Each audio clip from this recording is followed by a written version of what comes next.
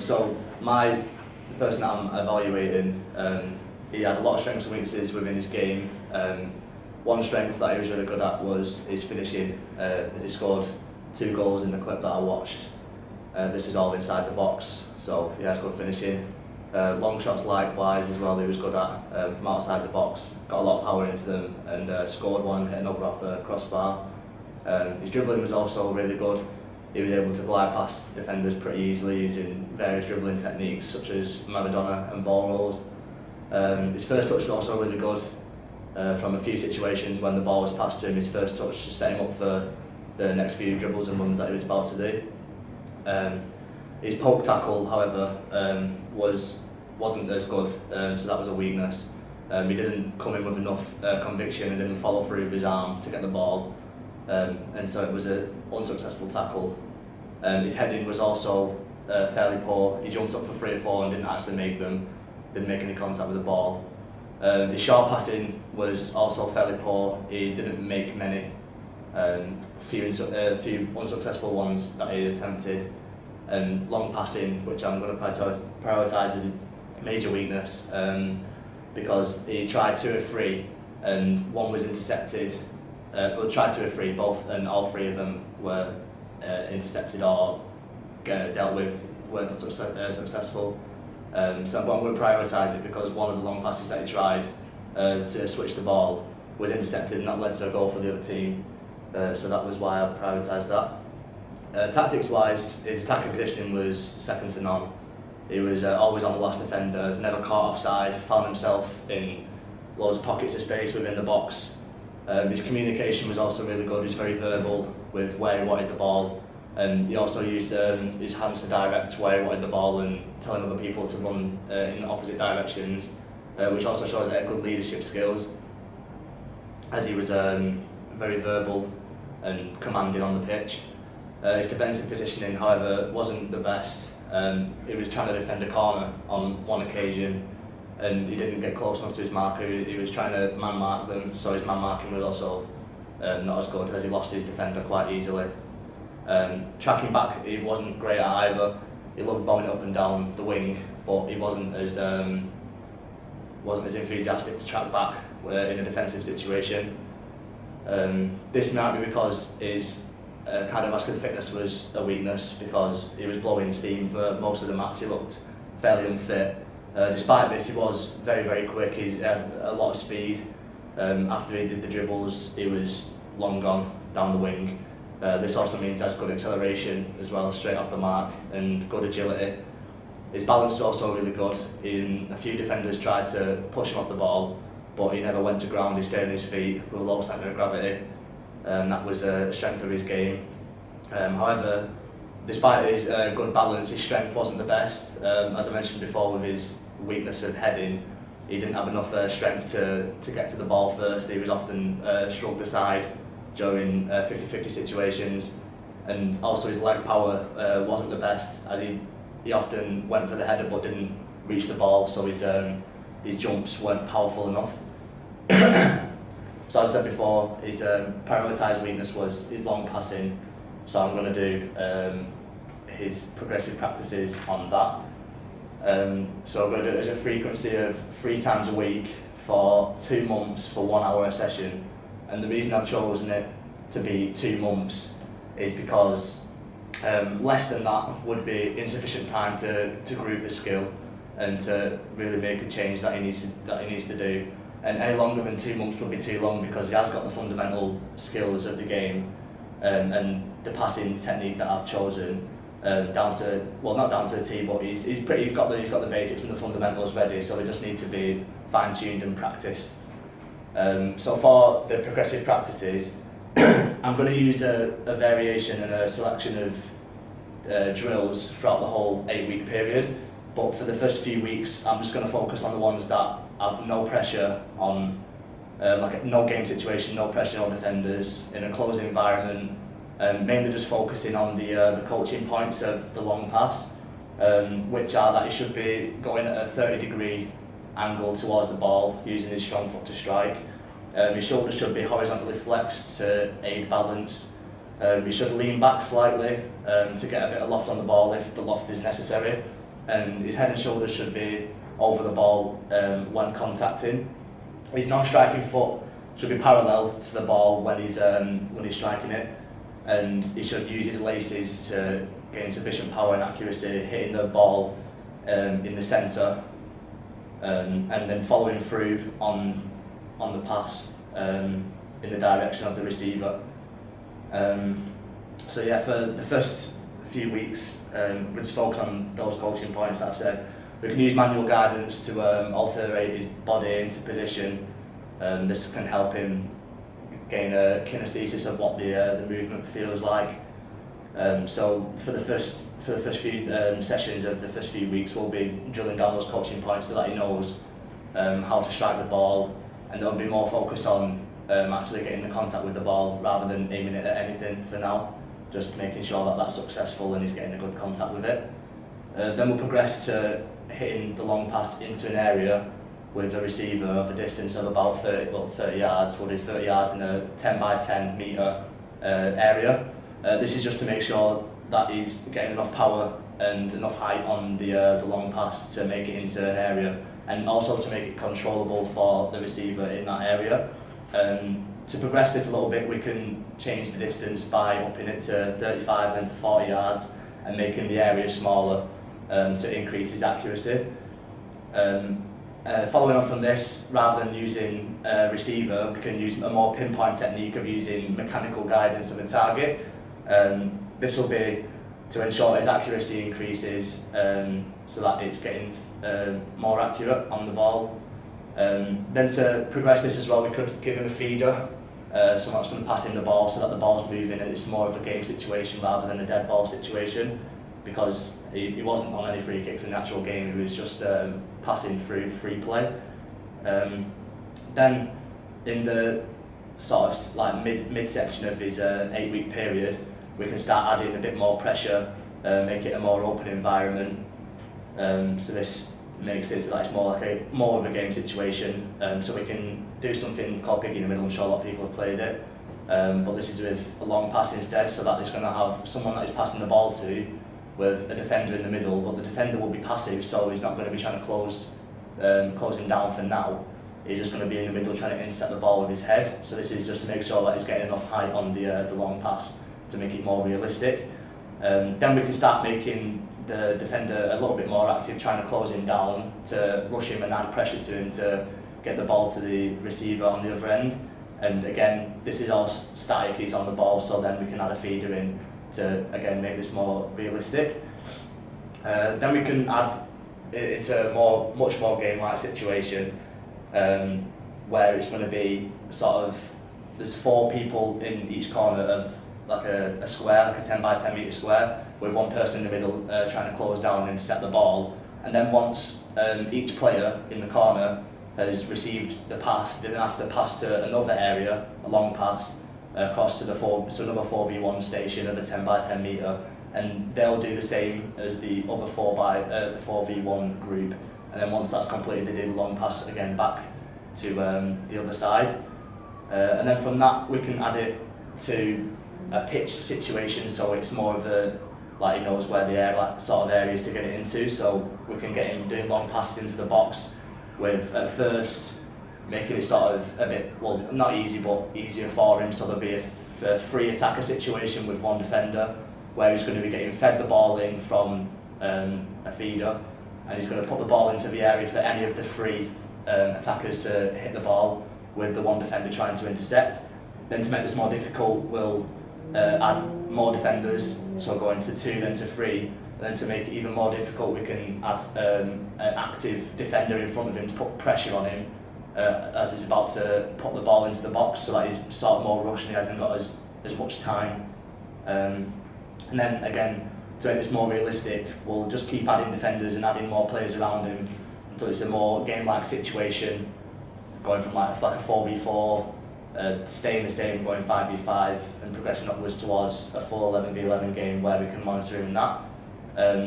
Throughout this, we'll do progressive measures just to see where he's at in terms of how he's improving. So we'll do this right at the start, before any of any of the progressive practices just to see his ability. And this is just, it's going to be a 20 balls that he's going to hit to a receiver, like in the second progressive practice I mentioned with an area with a receiver over a 30-yard distance in a 10 by 10 area. He's just going to try and hit 20 balls to the receiver, and he's going to get a score out of 20 for how many successful passes he's done. We'll do that, so like I said before any of the progressive practices are done. Do it after a 4-week period as an intermediate progressive measure, and then do it right after the last week to see if the progressive practices have been successful or not. So yeah, linking this into the theory side of PE, we do exercise physiology first. I noticed that throughout the whole entire game, he was very red. He was at a high blood distribution. This is because of his vascular control centre. And basically, during this, his chemoreceptors have noticed a change in oxygen and an increase in carbon dioxide. So to deal with this, they've sent messages to the medulla oblongata down the sympathetic nervous system to allow his precapillary sphincters and his arterioles to vasodilate. This allows more blood to go to the working muscles that he needs during this, the game and during his running up and down the pitch, to make sure that he gets nutrient-rich blood to his body. Also, during a game of football, they're up and down all the time, and they're using a combination of all three energy systems: the PC system, the lactic acid system, and the aerobic energy system. I noticed when he's going up for headers and big powerful movements, he'll be using his phosphocreatine energy system, as it's a very rapid movement, less than 10 seconds. He's needing a lot of power to do that. So that'll be the main energy system he's using for those movements, where he's going to be using phosphocreatine as an energy source to be broken down by creatine kinase to release energy and synthesize ATP. But as he's running up and down the pitch, he'll experience some sort of muscular cramp and fatigue and tiredness, and this will be because he's utilising his lactic acid energy system, where lactic acid is a byproduct, a fatiguing byproduct, which makes him tired, and this is because of the breakdown of glucose, or glycogen into glucose from GPP, then into lactic acid by PFK and pyruvic acid. So yeah, the lactic acid is made to fatigue his muscles, which is what's making him tired. But he will also be using his aerobic energy system, because it's fair to say that he'll have done a warm-up before the game that I watched, so that that'll reduce his oxygen deficit, which can allow him to use oxygen as an energy source in that particular energy system. This is better because they actually have a higher energy yield than glucose or phosphocreatine, so you can use that as an energy source to fuel him throughout the game longer than the other ones, which resynthesizes more ATP, a lot more ATP in comparison. Also, I noticed Joe with his strength as a weakness, we could do like a periodization training program with him to increase his strength, and this would be just like the macro cycle would be just increase his strength to push Joe defenders off the ball to make him more effective in game, because that part of his game wasn't very effective. His attacking game was very effective, but not his defensive game. So he does need to get a little bit stronger. So his macro cycle will be to get stronger as a whole. His meso cycle would be just to focus on certain types of strength, and the strength that he needs the most will be explosive strength running down the wing. So we can focus on that more, and his muscular endurance as well. And his macro cycles will just be over like a week period to increase his strength slowly, and making notes of that, making sure that he's keeping a record of his strength gains. So to stop him from being bored during this training program, we can vary the exercises that he's doing in it, so that he's doing different exercises all the time and he's not getting bored with it. We have to do everything in moderation as well. You've got to remember that he is playing football week in, week out. So if we train too often with him, it's going to cause injuries, and that's not going to be good for his progress. So for his frequency, we'll just do this for once a week after his progressive practices that we've done before. For his intensity, he's going to be working at a 60 to 75% of his 1 rep max, which we'll test before he does the strength training program. This is to make sure that he gets muscular hypertrophy for his muscular endurance and muscular strength and explosive strength. Also to this, his time will be for an hour, so that he's not doing it for too short a period of time, and that he's making sure that he's making adaptations that he needs. And to prevent reversibility, we'll have to do it at a certain frequency, which is what I said before, of the once a week on top of his other training.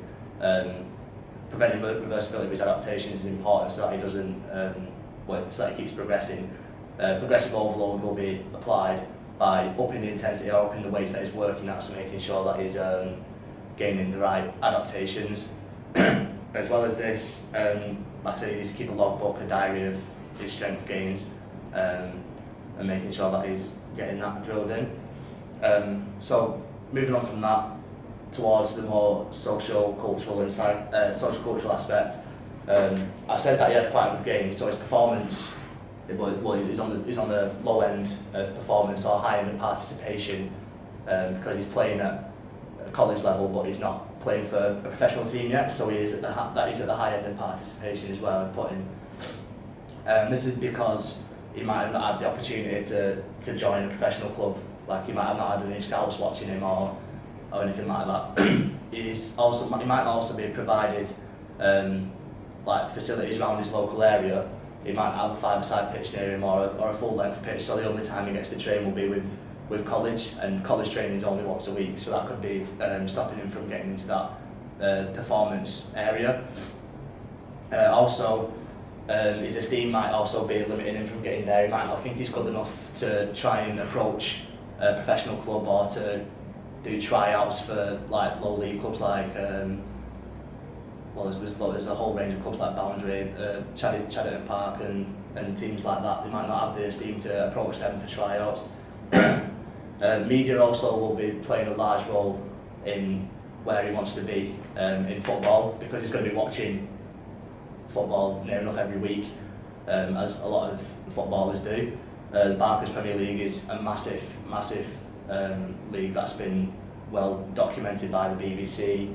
It's also been documented by Sky Sports, BT Sports, so it's got a lot of game coverage, so he's exposed to football 24/7 pretty much. He's going to be watching the likes of all different types of role models like Ronaldo, Messi, because he is an attacker, so he's going to be watching those and taking tips and tricks off them. Also, there's a lot of technology in football now. I noticed that the kits that he was wearing Adidas kit, which was a climate cool technology. This makes him less warm throughout the game and keeps him nice and cool, so that he's not sweating too much and not having an impact on his performance. Because whilst his cardiovascular fitness wasn't great, it would have been even worse if he was wearing like quite a thick, old school type football shirt. Also, I think he's in the high end of participation as well, because like I said, he's gone through college. This will be because he's done football at school, because it's on the national curriculum put in by the national governing body of UK sport, and also the FA have made it national curriculum standard to put football into physical education.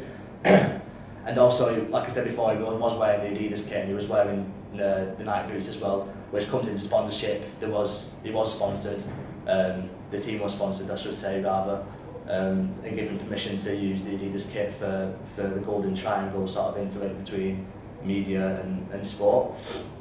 On top of this, I noticed that he must have been at a decent level of arousal. I wouldn't call it his optimum level of arousal, but he was near enough there because he had a really good game. So the inverted U theory would suggest that he's just slightly out of range of his optimum arousal level, maybe slightly under, maybe slightly over. It's impossible to tell which, but he did have an alright game, so it's fair to say that he's around there. Whereas drive theory would suggest that he would have to be really highly aroused to have a good game, because his dominant response for stuff like his finishing, his long shots, his dribbling, all the strengths that I mentioned before, his dominant response for them would be good, because the skills have been grooved and practiced and well documented. And he had no periods of the game where he had like a big catastrophe, so catastrophe theory doesn't really fit into this because he didn't get a red card. He was very calm throughout. Didn't even get a yellow card. Didn't commit any fouls, and he was all round just had a decent game really. This might be because of social facilitation, because he is being filmed, and he probably knows he's being filmed. He would have been told before. So this is facilitating his performance because it's the importance of the crowd. He knows he's being watched, so he knows he has to play well. Because he doesn't want to disappoint the people that are watching him, and he doesn't want to disappoint himself when he's looking at the footage after the match, after he's being videoed. So that's fair to say that facilitates his performance. Also, like I said, one of his strengths before and his tactics is that he was a very, very good leader. He had good leadership skills. So trait theory would suggest, or great man theory, because he is male, would suggest that he was naturally born to be a good leader. So that it's therefore likely to assume that his father or another male role model in his family is also a good leader. This is through genetics because it's innate, showing that he's a good leader through his genetic makeup. And a positive of this is just to say that it's predictable and that you know he's going to be a good leader throughout. For social learning theory, this suggests that he's learned to be a good leader by watching other people. So he could have watched like people like Alex Ferguson or even captains of his football team. Say if he supports Liverpool, he might be watching John Henderson being very verbal and pointing on the pitch. So this is how you learn through observation, through direct observation of him, Jordan Henderson getting good results out of being a good leader on the field, from winning matches. The interactionist approach would say that it's a combination of both of these, and that is he was born with a good leadership gene, but he's only exercising these leadership skills on the pitch. But this suggests that trait in SLT doesn't it's a combination of both, but it's saying that it's only in one situation, whereas if he's actually a good leader in all situations, then it might not be that side of the approach. So yeah. It's really good. Just go back to your action plan.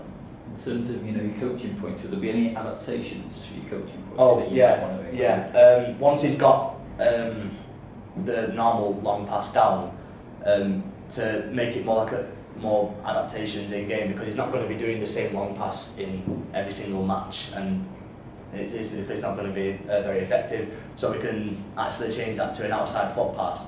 So rather than say for example, if he's under too much pressure and he can't get enough loft on the ball to get over an interceptor, he could use the outside foot technique, which would go through with the coaching point, and we just slightly change them so that he's still running up at a 30-degree angle rather than striking the ball in the middle, and with his laces he'll be striking it on the outside of his foot and slightly skewed. So like if he wants to hit it to the right, he'll hit it on the left hand side. If he wants to hit it to the left, he'll hit it on the right hand side to make that swerve to go around the defender. And also, if he's in a situation where he's got a lot of time, he doesn't need to really hoof the ball. He could do a chip long pass, which can just delicately feed it into someone that's running onto it, like an over the top through ball. And so the change we make for this is rather than running at a 30-degree angle, we just run slight on, won't hit it with the laces, just hit it with the end of the boot, just to get a little bit, and you wouldn't follow through. It's just a dink and it goes straight over.